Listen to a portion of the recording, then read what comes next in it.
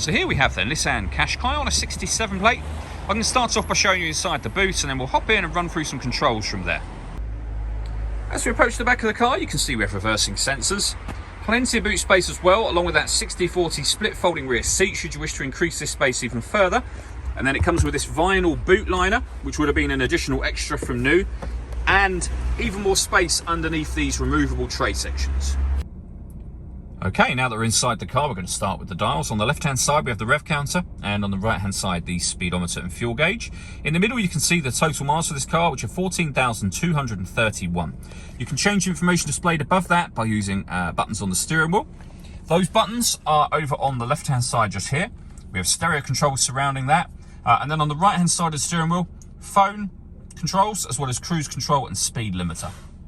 You'll only be able to use the phone controls after such time as you set up the phone or paired the phone to the car.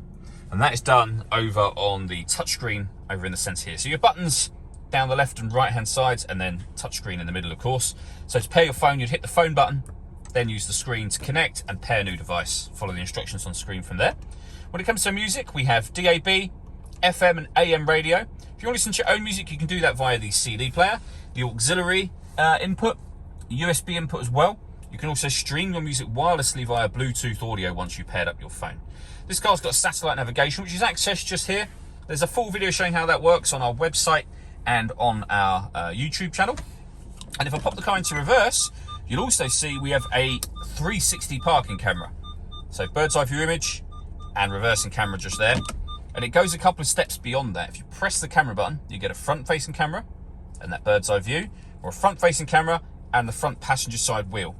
It's even got autonomous parking, so it will bay park and parallel park itself. Again, a couple of videos showing that working that you can find on our website and YouTube channel, but a really great system. It does all the steering for you, essentially, telling you what gear you need to be in order to do the parking maneuver. Working our way down from that, we have dual zone climate control.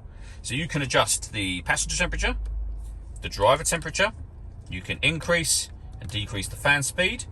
You can determine where you'd like the air to be distributed once it enters the car. When you're happy with those settings, that's your air conditioning on. Same button again will turn it off, or hit auto. The car will now maintain those temperatures by taking full control of the fan speed and the direction of the air for you.